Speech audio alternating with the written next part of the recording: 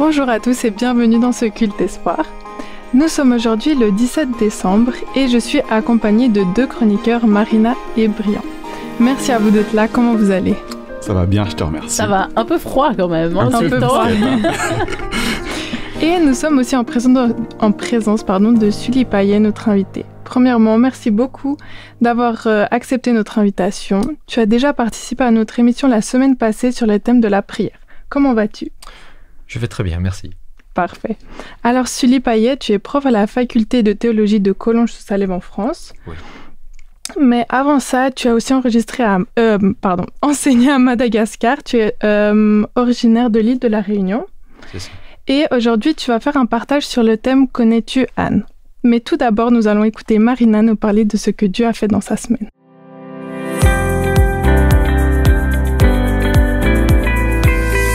Merci Emma. Alors c'est vrai que c'est l'effervescence en ce moment. Les décors de Noël sont dans la rue depuis novembre, bientôt octobre. Les magasins se sont habillés de guirlandes, sapins et autres artifices depuis quelques semaines déjà. Les gens courent, oui, ils semblent courir plus que d'habitude. Tu m'étonnes.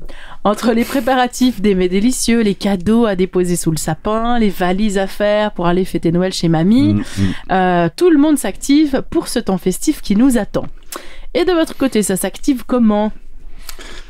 Tranquillement, vraiment. On laisse venir. Ok. Tranquille. Ouais, moi aussi. Tranquille, c'est mais pas ça mal va. comme rythme. Ok. Alors par ici, le programme est un petit peu différent cette année. D'abord parce que je suis maman d'un petit garçon d'1 an, donc on fait les choses un tout petit peu différemment que si on était juste en couple. Et puis cette année, nous partons au soleil retrouver notre famille à l'île de la Réunion. Sympathique. Alors ici, c'est aussi l'effervescence, mais un petit peu différemment. Les valises, les listes de choses à faire, à ne surtout pas oublier. Les chocolats suisses, beaucoup de chocolats suisses à aller acheter pour les offrir à la famille. Bref, on est bien chargé dans ces préparatifs. Et je réalise que ça fait 8 ans. 8 ans que, il y a 8 ans, je leur présentais mon fiancé. Et cette année, je reviens avec celui qui est devenu mon mari, avec notre fils. Enfin voilà, on change en 8 ans. 8 ans que nous n'avons pas vu cette partie de famille, ma grand-maman, des oncles, des tantes, des cousins, des cousines, bref, une belle brochette d'à peu près 80 personnes quand même à retrouver là-bas. C'est pas mal, beaucoup. Hein. Ça fait un peu retrouvailles du ciel après le retour de Jésus. Des bons repas à déguster ensemble, des partages de bouts de vie, des expériences, des moments de qualité à vivre ensemble et avec Dieu. Bref, des moments de réjouissance. Mais voilà. En 8 ans, il se passe des choses et on a majoritairement perdu le contact avec notre famille parce qu'on a beau se dire oui, on va garder le contact. Finalement, petit à petit, le temps passe, on donne un peu moins de nouvelles, on en prend moins aussi, puis finalement, on devient un peu des étrangers les uns les autres. On oublie un petit peu, perdu dans notre quotidien à 1000 à l'heure. Comment vont se passer ces retrouvailles ? Comment recréer du lien ? Et surtout, comment maintenir les liens à distance une fois qu'on sera de retour à la maison ? C'est pas évident. Ouais. Alors, on a l'habitude dans ma famille de prier Dieu pour demander sa protection avant nos trajets en voiture, par exemple, nos voyages, pour qu'il nous aide à arriver safe, sans encombre. En tout cas, ce projet de voyage me conduit à demander à Dieu sa présence, son soutien dans les échanges qui seront faits, qu'ils soient de qualité, une persévérance aussi dans les contacts à maintenir dans la distance une fois de retour. Ça, c'est quelque chose, c'est un peu moins mon truc, donc je vais travailler là-dessus. C'est vrai qu'on se disait à l'époque, rendez-vous au ciel, parce on pensait que c'était peut-être plus probable de se retrouver prochainement au retour de Jésus plutôt que de se revoir vraiment. Qui sait, peut-être encore, on se donnera rendez-vous au ciel la prochaine fois.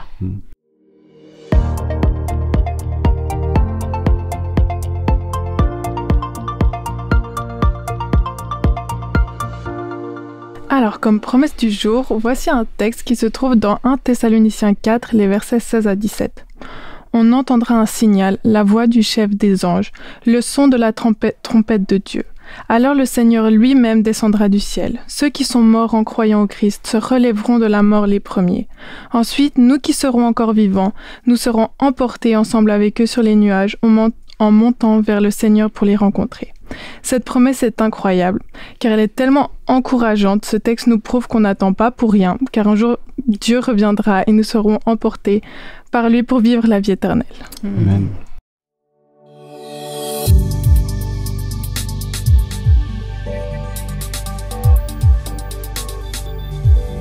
Merci Emma pour cette promesse, une promesse encourageante, un peu surréaliste parfois dans nos conceptions humaines, mais comme tu l'as dit, nous n'attendons pas pour rien.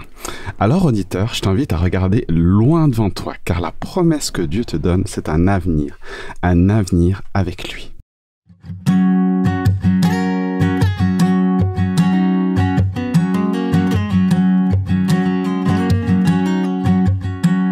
Cesse d'y retourner encore et encore,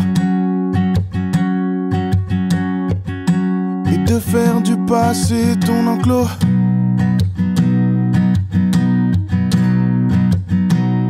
Ton passé n'a pas de futur, il n'est que souvenir et non pas avenir.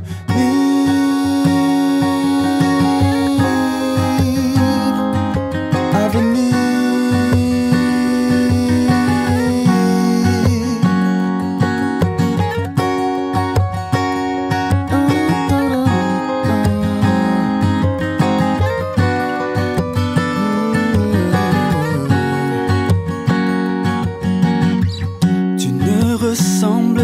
Plus jamais à ce que tu as traversé.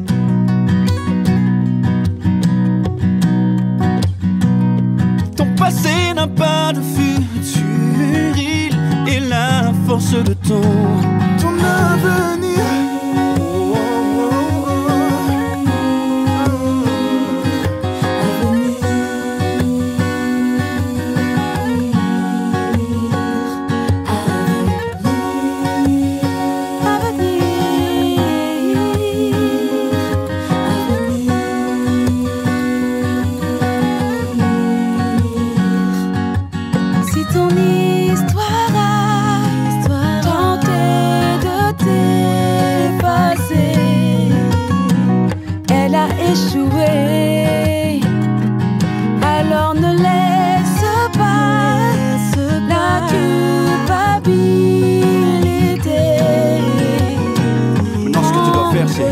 Regardez à l'avenir.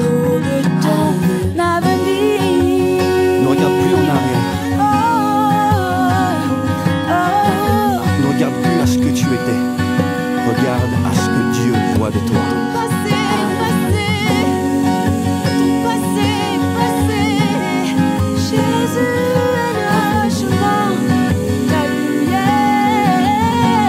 Va droit devant.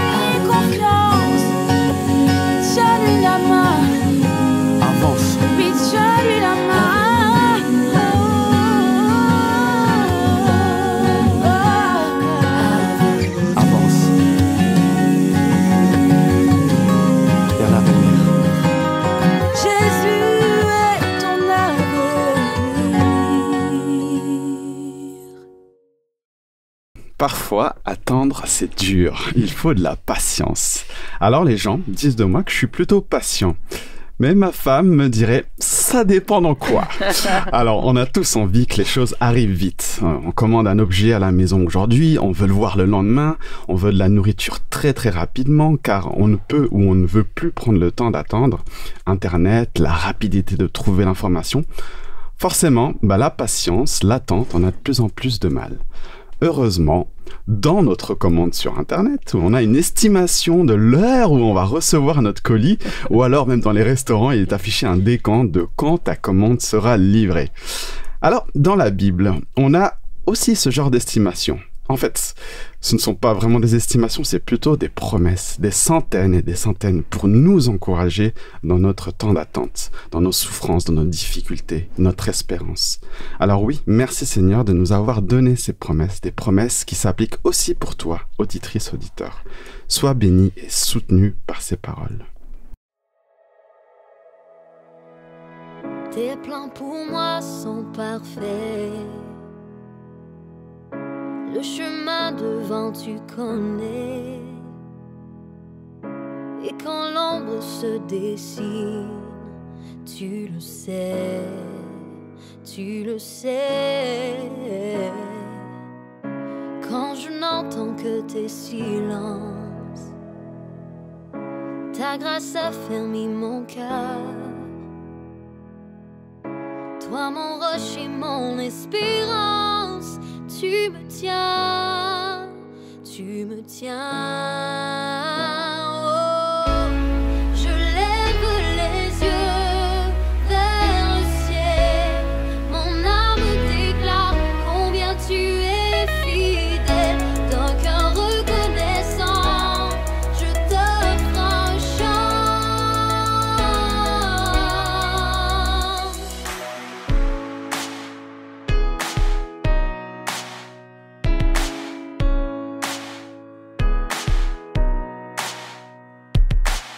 Ta parole est toute puissante, elle me rassure, m'éclaire et me change.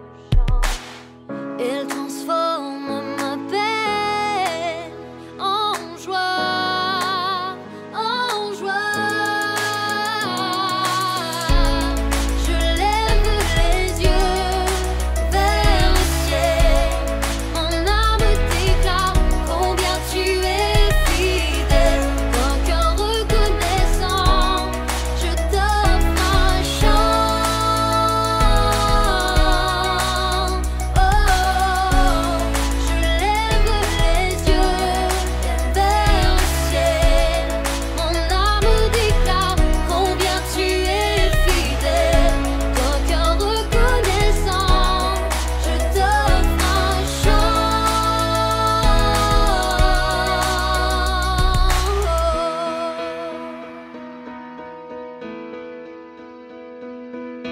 Tes promesses sont pour moi. Mes souffrances, je les laisse à la croix. Père, tout ce qui est bon vient de toi. Abondante richesse pour ma foi. Tes promesses sont pour moi. Mes souffrances, je les laisse à la croix. Père, tout ce qui est bon vient de toi. Abondante richesse pour ma foi. Je lève les yeux vers le ciel, mon âme déclare combien tu es fidèle. D'un cœur reconnaissant, je t'offre un chant. Oh, je lève les yeux vers le ciel, mon âme déclare combien tu es fidèle. D'un cœur reconnaissant, je t'offre un chant. Reçois mon chant.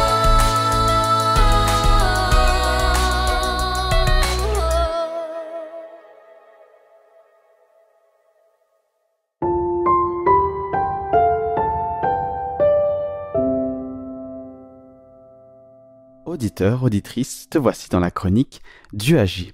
Et voici un témoignage que nous aimerions te partager en lien avec le thème du jour.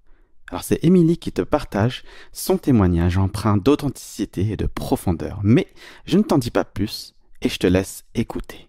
Je vais me présenter peut-être en commençant par dire que je vis actuellement dans le sud de la France, dans les Cévennes, et je suis responsable d'un lieu spirituel qui s'appelle les Abbayères et qui est consacré à l'accueil pour des temps de retraite spirituelle, soit pour des personnes individuelles, soit pour des groupes, soit des groupes d'église en général qui viennent pour un temps de retraite.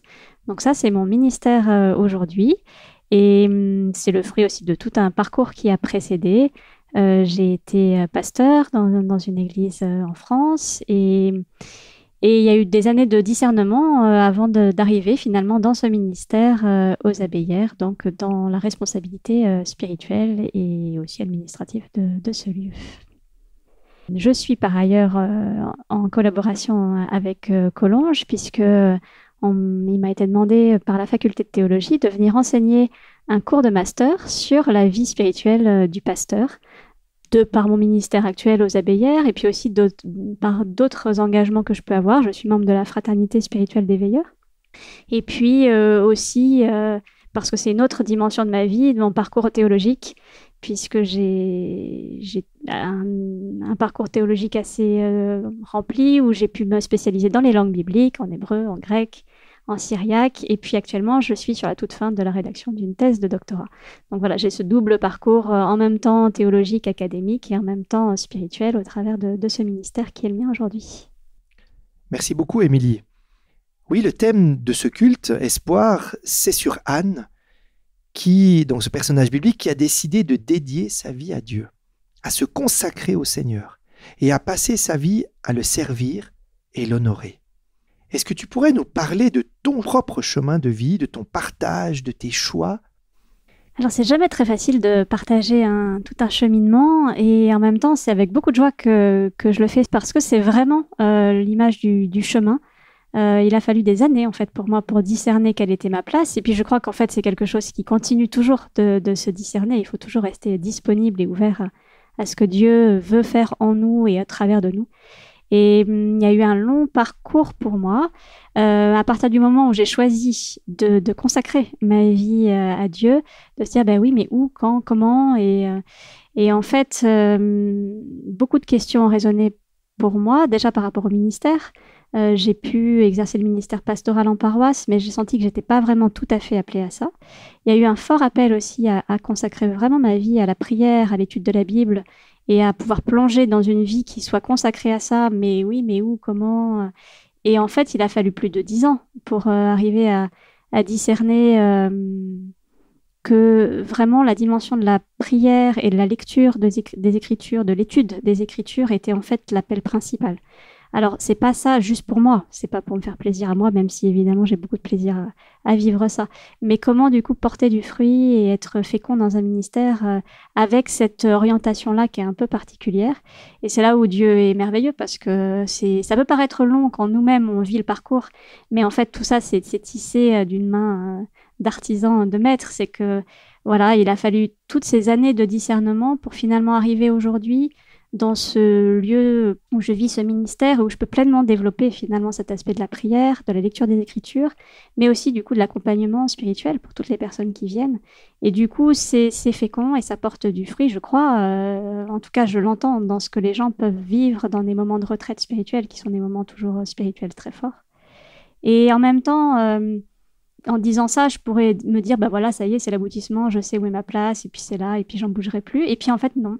Et ça, c'est aussi quelque chose de très beau, de pouvoir sentir que on recommence chaque jour. Et finalement, je sens bien cette ouverture qui continue, me dire, mais peut-être que ouais, dans 1 mois, 6 mois, 5 ans, 10 ans, bah, Dieu va m'appeler complètement ailleurs pour un tout autre ministère, mais ce ne sera pas sans lien avec le passé. Et c'est ça qui est magnifique, c'est qu'en fait, c'est tout ce qu'on vit au niveau spirituel s'emboîte, les éléments s'emboîtent les uns dans les autres, et c'est pour porter toujours plus de fruits. Donc, c'est vrai qu'il y a eu tout un temps pour moi vraiment de mise à l'écart, de retrait, même après mon temps en paroisse, dans un style de vie de type monastique, où il y a eu vraiment beaucoup de place pour la prière et la lecture et l'étude des Écritures. Et puis maintenant, je me sens dans une nouvelle étape aussi de vie, et je crois que chacun, on a des étapes dans nos vies spirituelles, où je me sens davantage portée vers l'extérieur et vers la mission, et voilà, comment faire fructifier tout ce que j'ai reçu en fait de la part de Dieu pendant toutes ces années-là.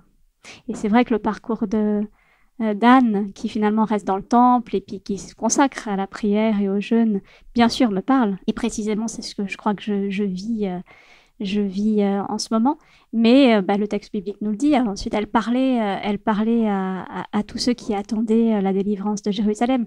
Donc, il y a cet aspect du retrait de la prière, et puis à un moment donné où aussi on est appelé à parler et à porter du fruit. Et voilà, je crois qu'il faut toujours rester disponible à Dieu, jamais croire qu'on est arrivé finalement dans une vocation où on peut être consacré, mais cette consécration, elle peut prendre vraiment des formes différentes dans une même vie, et c'est passionnant.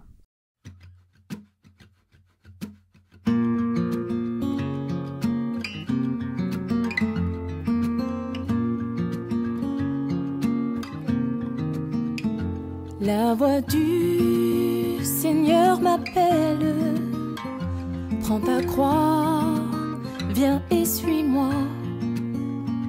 Je réponds, Sauveur fidèle, me voici, je suis à toi. Jusqu'au bout, je veux te suivre dans les bons, les mauvais jours. À toi pour mourir et vivre, à toi Jésus pour toujours.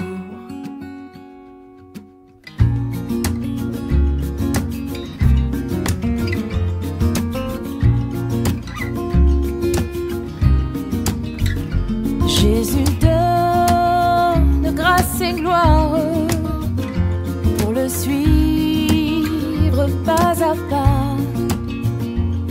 Avec lui, joie et victoire, paix et bonheur ici-bas. Oh, oh, jusqu'au bout, je veux te suivre dans les bons, les mauvais jours. À toi pour mourir et vivre, à toi Jésus pour toujours.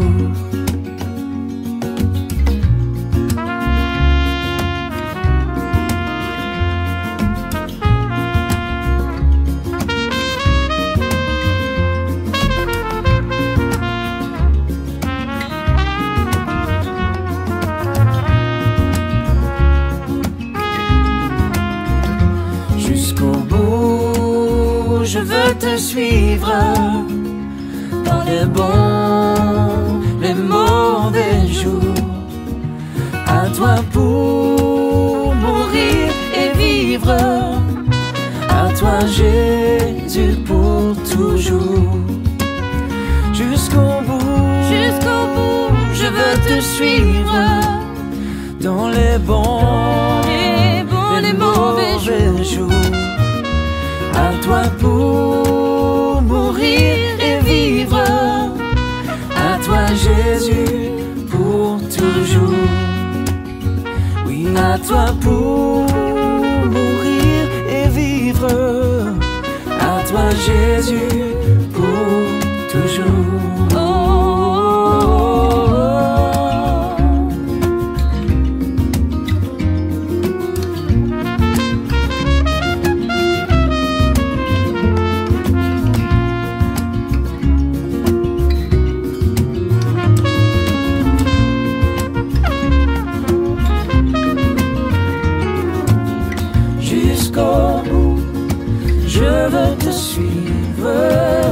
Coûte que coûte, je veux te suivre jusqu'au bout. Je veux te suivre, coûte que coûte, je veux te suivre.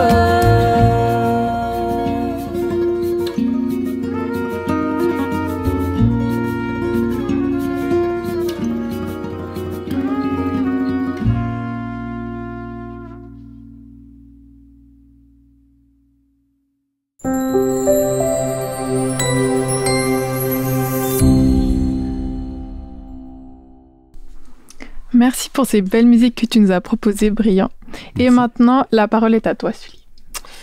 Merci pour l'invitation d'abord, et puis pour ce privilège de partager avec nos auditeurs ce matin la possibilité d'étudier quelque chose qui se rapporte à Noël. Marina nous a parlé de préparation parce que on veut faire quelque chose de bien en famille, quelque chose qui serait mémorable à la fois pour nous-mêmes, mais surtout pour nos enfants. Et Brillant, tu parlais d'espérance, parce qu'on espère à quelque chose de mieux, à un endroit, peut-être à un moment, ou à quelque chose qui pourrait nous dire « Ok, je veux échapper à ce que je vis aujourd'hui, parce qu'il y a tellement de souffrances, de difficultés, la maladie, ou on vit encore dans des endroits qui sont respectables. Si on est en Ukraine ou en Afrique, ou là où les populations n'ont pas à manger, ou ont des difficultés beaucoup plus amples que celles que nous vivons, on aspire tous à un moment où on peut dire « j'aimerais échapper à tout ça ». Et la Bible nous donne une espérance dans ce sens où elle nous prédit que Jésus va revenir. Mais revenir, ça veut dire qu'il est déjà venu. Et le fait qu'il est déjà venu a inspiré d'autres avant nous à espérer en cette première venue de Jésus. Et parmi ceux qui ont espéré ce retour, ou du moins cette venue de Jésus, celle qui m'a frappé, c'est Anne. Anne que l'on retrouve dans l'Évangile selon Luc au chapitre 2, et que j'aimerais lire avec vous à partir du verset 36. L'Évangile selon Luc, chapitre 2, versets 36 à 38. Il y avait aussi une prophétesse, Anne, fille de Phanuel, de la tribu d'Azer. Elle était très avancée en âge. Après avoir vécu 7 ans avec son mari depuis sa virginité, elle était restée veuve, âgée de 84 ans. Elle ne s'éloignait pas du temple et prenait part au culte, nuit et jour, par des jeûnes et des prières. Elle aussi survint à ce moment même. Elle louait Dieu, parlait de l'enfant à tous ceux qui attendaient la rédemption de Jérusalem. Si on regarde un petit peu le contexte, il faut voir un petit peu avant. Vous avez le moment où Jésus est amené au temple par son père et sa mère, Marie et Joseph, et Siméon, un homme qui lui aussi est au temple, vient, reconnaît que Jésus est le Messie promis, et à ce moment-là, il le manifeste haut et fort devant l'assemblée qui est là, et Anne vient faire la même chose. Elle vient exalter Dieu pour ce cadeau qu'il fait à l'humanité dans la venue de son Messie, loin, celui que Dieu va envoyer pour délivrer le monde du péché, de tout ce qui est lié au péché. Et Anne, ici, nous est mentionnée dans un petit contexte. On sait un peu qui elle est, d'où est-ce qu'elle vient, son père, de laquelle tribu elle venait, son âge, etc. Et il y a quelques petites choses qui m'ont interpellé là-dedans. La première chose, c'est l'état de service dans l'attente de Jésus. La première chose, c'est qu'on nous dit qu'elle a vécu auprès de son mari, 7 ans au service de son mari. Mais elle a choisi de ne plus se remarier. Pourquoi ? Parce que peut-être il y avait peut-être des circonstances, mais en tout cas, le texte nous dit simplement parce qu'elle a choisi d'être au service de Dieu. Elle ne quittait pas le temple, et ceci jusqu'à un âge fort avancé.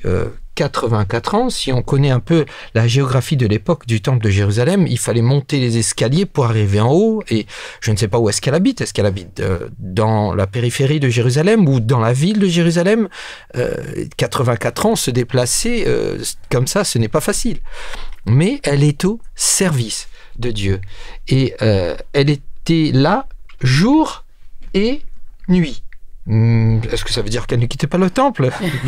Je doute, mais à mon avis, ça pourrait ici signifier le fait que prenant part au culte nuit et jour. Donc ça veut dire qu'au moment où il y avait les sacrifices du matin et du soir, elle était tout le temps présente au temple. Matin et soir, à moins qu'elle ne quittait pas le temple à midi, pendant la journée, ça voudrait dire qu'elle était là tout le temps en fait. Elle a donné sa vie pour Dieu. Le temple de Jérusalem, comme il se trouvait en haut du temple, elle devait se déplacer pour cela, et on peut voir ici que quoi qu'il arrive, rien ne l'arrête, rien ne l'empêche de venir malgré son âge, malgré les difficultés, les efforts qu'elle doit fournir. Elle s'est mise au service de Dieu. Et là encore, on peut voir, elle, dans cette attente et dans cette consécration, le fait qu'elle attendait aussi le Messie. Elle s'attendait à ce qu'il vienne là, parce que quand il arrive, ce n'est pas un homme adulte qui a une aura sur la société, ce n'est pas un prêtre, c'est un enfant de quelques jours.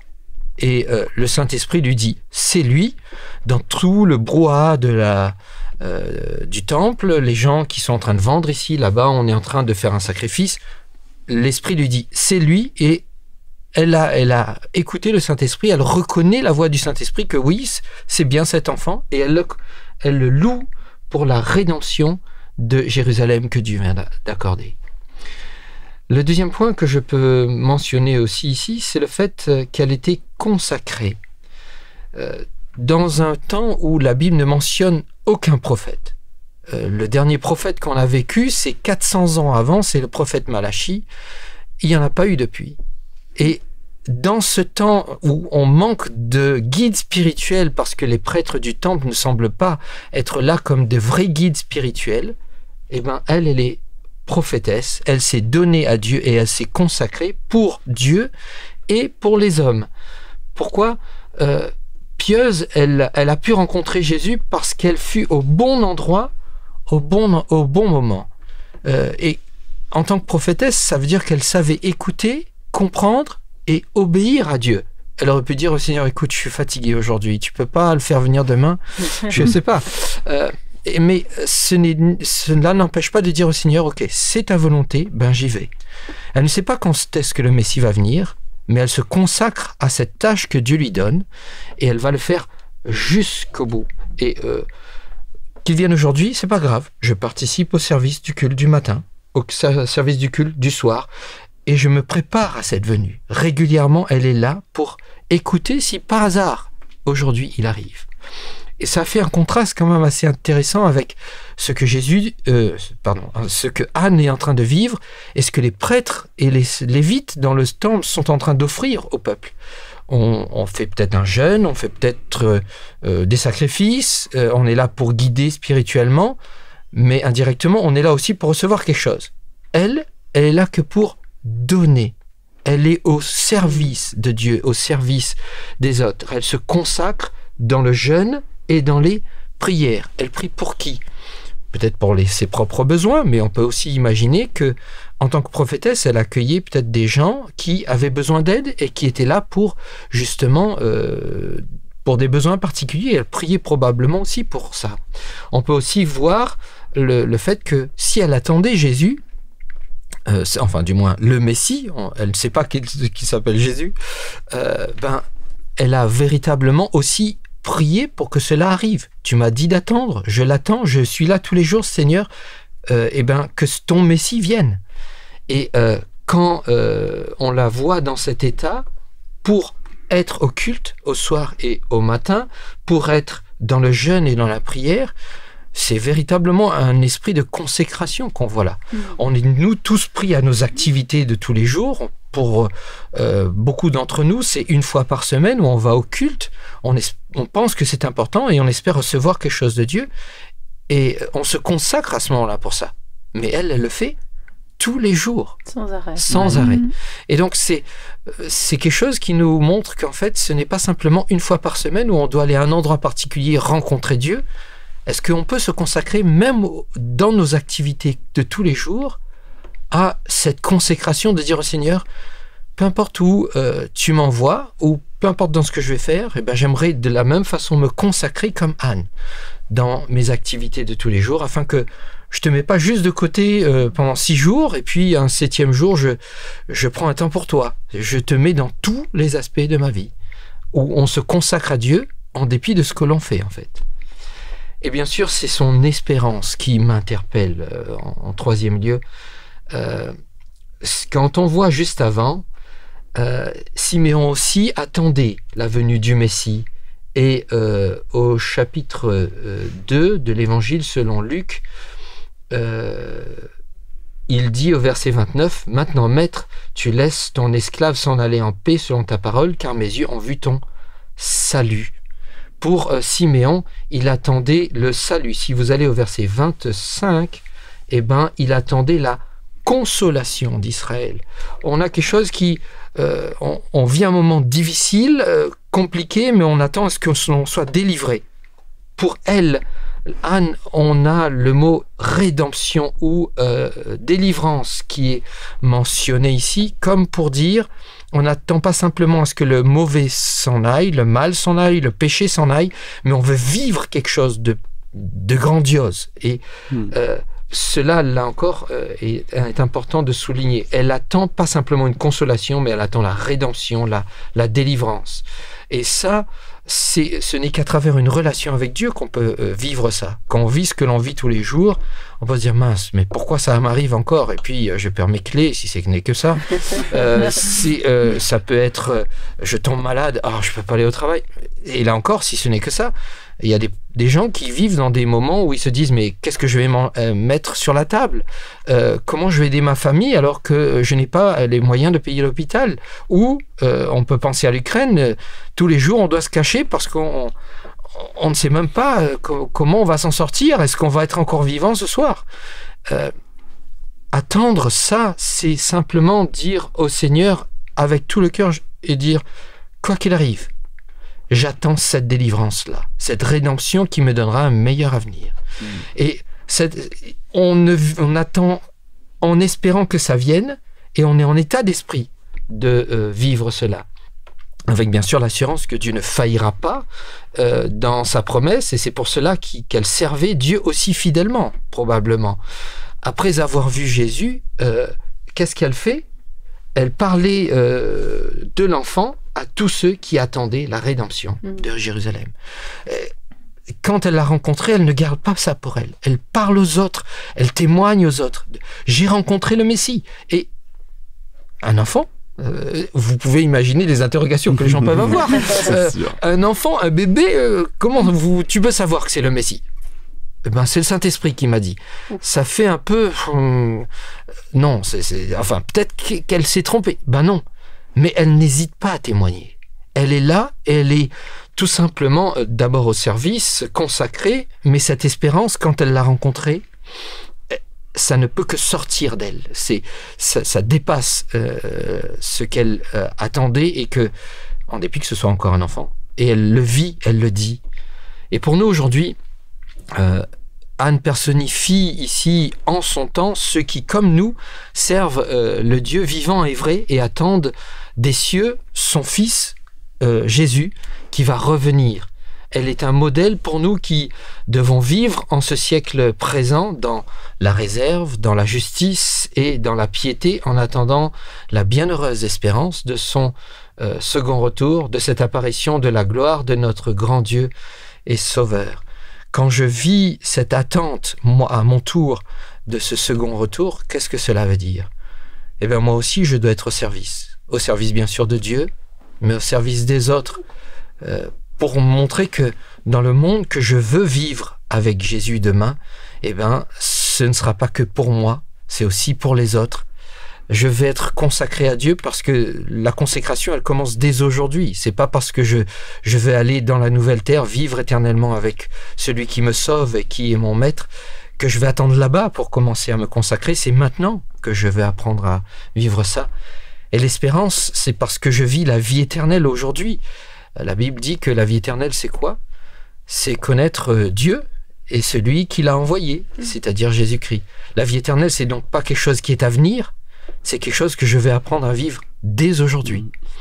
Et donc, cette attente, c'est une attente qui est pas passive, mais active, en espérant justement que quand la bienheureuse espérance va venir, promesse certaine, eh ben, on puisse en prendre part ici. Alors qu'on nous prépare Noël, et que beaucoup vont peut-être fêter juste ça de façon simplement festive, il n'y aura probablement pas de place pour Dieu, où il y aura peut-être un petit Jésus dans une crèche de bois ou de pierre quelque part dans un coin de la salle, ou peut-être dans une église où on va aller voir. Moi, j'aurais aimé que ce Jésus-là soit dans nos vies quelque chose de beaucoup plus fondamental, de présent, et qu'on l'attende pas simplement pour un jour de l'année, mais tous les jours de notre vie en fait. Voilà.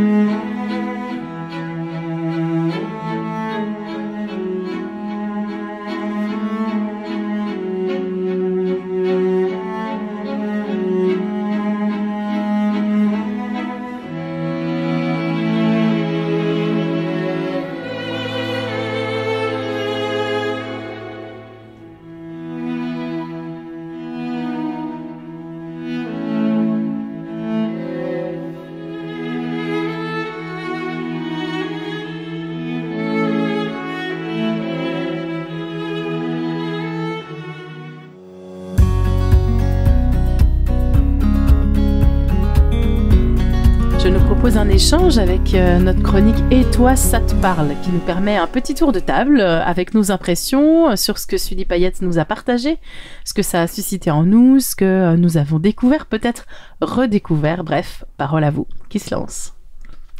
Tu veux commencer? Moi, j'ai trouvé incroyable le fait que Anne, elle allait tous les jours au temple et elle allait nuit et jour là-bas, quoi. Et elle donnait et elle attendait rien en retour. Et je trouve que ça, c'est vraiment quelque chose d'incroyable et qu'on doit tous apprendre de ça. Parce que pour nous, c'est difficile, je pense. Pour chacun d'entre nous, ouais. C'est vrai.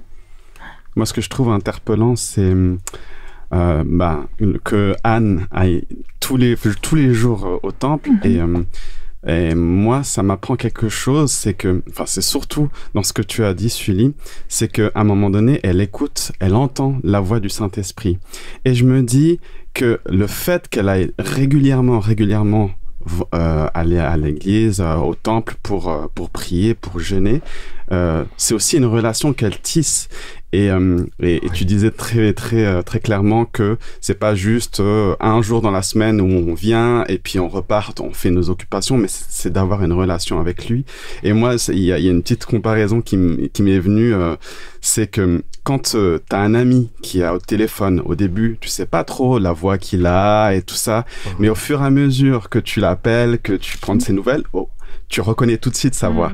Et en comparaison avec le lien que tu peux établir avec Dieu, je pense que c'est aussi ça qu'elle a reçu. Et du coup, c'est ce qui fait aussi que peut-être elle a cette envie d'aller régulièrement tous les jours parce qu'elle se réjouit.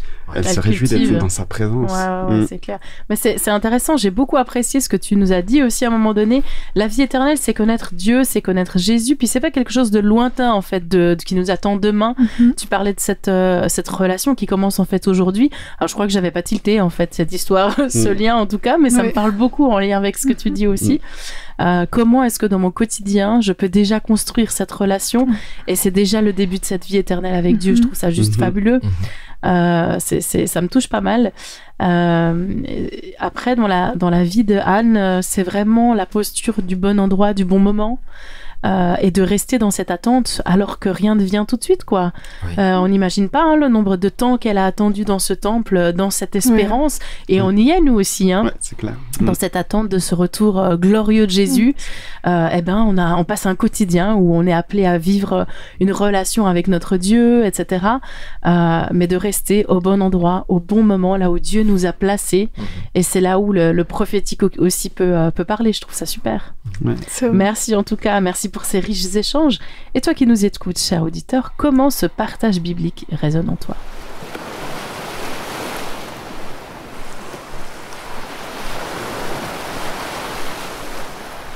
Bienvenue à la chronique facultative que nous avons appelée « Investir l'attente ». Alors, Brian et moi avions envie de nous arrêter un petit peu dans cette chronique sur les temps d'attente de notre vie. Le phénomène de l'attente est parfois mal compris, mal perçu, mal accepté aussi. On a du mal à supporter l'attente, on a du mal à le vivre. On peut se sentir très souvent frustré aussi parce qu'on vit dans un monde de l'instantané. T'en parlais d'ailleurs tout à l'heure, Brian. C'est ça, l'immédiateté, le tout de suite, ou encore cela c'est mon préféré, le sans plus attendre. Tu dois t'en rendre compte, auditeur, auditrice, que ce n'est pas toujours le cas pour notre vie. Alors quand je me réfère à la Bible, elle regorge d'exemples de périodes d'attente ou de stand-by. Je pense notamment à David, ce petit berger qui a été oint roi alors qu'il était encore jeune. Il a fallu des années pour que ce processus de règne soit établi. Je pense aussi à Abraham, à Sarah qui ont reçu la promesse d'une descendance et puis la grossesse tarda à arriver. Ils ont eu des dizaines d'années d'attente pour voir la réalisation de cette promesse. Je pense encore à Siméon, qui était un homme de Dieu contemporain de notre Anne et qui attendait l'arrivée du Messie avec foi, avec patience.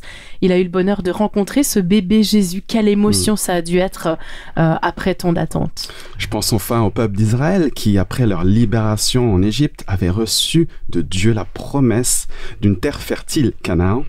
Et finalement, un long parcours dans le désert, un apprentissage de l'autonomie, de la confiance en Dieu avant de parvenir à destination 40 ans plus tard. Tu imagines un peu? Je pense aussi à la naissance de Jésus, annoncée des centaines d'années plus tôt. Qu'en est-il? Dieu a-t-il pris du retard? Dieu n'est pas en retard dans son programme. Bien qu'il se situe hors de notre temps terrestre, c'est lui le maître de notre temps. Et parfois, nous ne saisissons pas toujours pour quelle raison. Bien, ça tarde, ça ne vient pas tout de suite. Mais Dieu a son programme et il n'est jamais en retard. Jésus est né au bon moment de l'histoire, au temps opportun. Finalement, dans une vie, on vit beaucoup d'étapes d'attente. L'attente de la fin des études, l'attente d'une conjointe ou d'un conjoint, l'attente d'un enfant, l'attente des visites de nos proches, l'attente d'un travail, l'attente de nouvelles opportunités, l'attente d'un processus de changement qui tarde à venir. Et on a parfois tendance à vouloir raccourcir ce temps d'attente, à optimiser le temps, le réduire à notre convenance, mais du coup le résultat de l'attente peut dans ce cas être transformé. Par exemple l'attente d'un enfant, des mois de grossesse, des mois d'attente, et c'est sûr que bébé est bien mieux au chaud dans le ventre de maman que sorti précipitamment à 5 mois de grossesse, non ? C'est clair. Et à la fin de la grossesse, moi, je me souviens à quel point j'avais vraiment envie que bébé soit là. Et sur les forums de futures mamans, je me souviens bien de certaines mamans très très pressées qui demandaient à d'autres mamans des conseils de thé, de mixture en tout genre, de position pour provoquer plus rapidement l'arrivée de bébé. Pas facile d'attendre. L'attente fait partie d'une saison que Dieu a programmée. Ici, Dieu a prévu un plan idéal, un plan parfait, une grossesse de 9 mois avant l'arrivée d'un bébé. Tout arrive à point à qui sait attendre, dit le proverbe. Bon, Marina, c'est bien beau tout ça, mais si nous n'avons pas de prise sur cette attente, comment pouvons-nous investir ce temps ? Alors, dans notre exemple de l'attente d'un enfant, on reste pas les bras croisés, non ? On investit cette attente. Oui, j'imagine qu'on prépare la chambre, qu'on choisit les couleurs de la déco, qu'on achète des petits habits ou du matériel. Ouais, c'est ça, mais pas que. On va aussi suivre un cours de préparation à la naissance, on discute avec des mamans, des futures mamans. Comme nous, on investit ce temps, on investit ces 9 mois prévus de grossesse pour nous préparer à devenir maman. C'est un processus. L'attente est un processus que je t'invite et que je m'invite à investir. Nous sommes dans cette période de l'Avent. Avant quoi ? Avant Noël. Ce jour qui a été choisi pour nous rappeler la naissance de Jésus. L'Avent, ça vous parle dans ce studio ? Oh oui, ça me parle bien. Ouais, hein. Alors pour l'occasion, j'ai décidé de nous faire une petite surprise aujourd'hui. Ouh. Alors, ding ding ding. Roulement de tambour. J'ai décidé, allez-y, je suis en train de distribuer une petite boîte qui s'appelle un calendrier de l'Avent. Super, merci beaucoup. Vous savez, cette petite boîte en carton avec ses petites fenêtres. Alors, en général, ce qui importe, ce n'est pas le carton, vous savez très bien, ni les fenêtres. Ce sont tous ces petits chocolats qui sont à l'intérieur. En général, un par jour, du 1er au 24 décembre. Bon appétit, c'est cadeau. Donc on peut manger tous ceux qui sont déjà passés là. Absolument. Alors, je trouve génial la manière dont les enfants investissent cette attente avant Noël. C'est vrai, on peut en voir certains qui vont fouiller dans les catalogues pour entourer, pour découper, surligner les cadeaux qu'ils aimeraient bien avoir pour cette période de fête. D'autres vont supplier les parents au réveil de prendre le petit chocolat du calendrier de l'Avent. S'il te plaît, maman, je t'en supplie. Et puis, il y a la préparation du sapin, les décorations dans la maison, les petits biscuits confectionnés en famille, la préparation du menu de Noël, les chants de Noël, que dire encore, qui s'écoutent dans la maison, dans les radios, bref, tout un tas de petits rituels qui aident les enfants et les plus grands à se préparer à ce grand jour tant attendu dans l'année, la fête de Noël. C'est ça, investir le temps d'attente. Et ça me fait réfléchir. Les adventistes que nous sommes portons un nom significatif. Nous attendons le retour de Jésus. Et là encore, Jésus n'est pas en retard pour son retour. Il viendra au bon moment choisi par Dieu. Ça peut nous rendre impatients. Mes grands-parents espèrent que Jésus reviendra de leur vivant. Mes parents aussi, j'espère aussi voir le grand retour de Jésus de mes yeux. C'est une espérance qui me porte, qui nous porte tous, n'est-ce pas ? Mais carrément, j'ai envie de dire, est-ce qu'on va rester là à attendre le temps qui passe ? Il ne me semble pas qu'on reste là à attendre que Noël passe les bras croisés, n'est-ce pas ? Alors dans cette même idée, et en tant que chrétien, en attendant le retour de Jésus, comment investir ce temps ? Alors, en tout temps, les chrétiens attendaient le retour de Jésus. Eh bien, ils ont été actifs. Ils étaient agissants. Ils ont prêché la parole de Dieu sur la surface de la terre. Ils ont partagé des valeurs bibliques autour d'eux. La générosité, l'amour inconditionnel, le soutien aux démunis, des encouragements. L'attente est un processus que je t'invite donc, que nous vous invitons à activer. En tout cas, moi, investir l'attente, ça m'aide à patienter. Ça me donne une direction, ça m'encourage à garder le cap. Ça maintient ma persévérance, mon envie de voir Jésus revenir bientôt, en son temps, à sa manière. Et en attendant, je suis en marche. Alors je vis ma foi, je travaille avec son Saint-Esprit, un caractère qui ressemble un peu plus jour après jour à celui de Jésus, il y a du travail. J'apprends à aimer vraiment mon prochain, à vivre concrètement la parole de Dieu, jusqu'à ce qu'un jour prochain, mes yeux émerveillés puissent voir, contempler cette promesse attendue depuis plus de 2000 ans, Amen. Le retour en gloire de notre Seigneur Jésus. Amen. Et toi, cher auditeur, comment pourrais-tu investir cette attente ?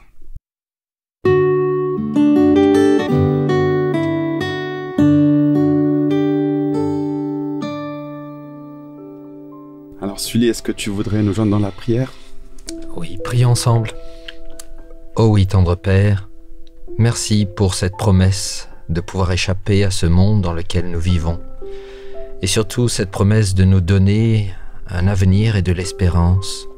Surtout une vie éternelle qui est d'abord et avant tout non pas un endroit, un lieu ou un temps, mais une relation avec toi chaque jour et qui va aboutir dans un lieu et dans un temps qui est différent, où le mal n'existera plus. Et pour cela, tu nous invites, comme Anne, de te servir totalement, fidèlement, patiemment, de nous consacrer à toi et surtout de nous laisser diriger par toi, notre Sauveur et notre Maître.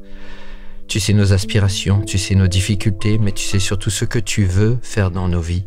Aussi, aide-nous à nous laisser décharger sur toi. C'est en Jésus que je te prie. Amen. Amen.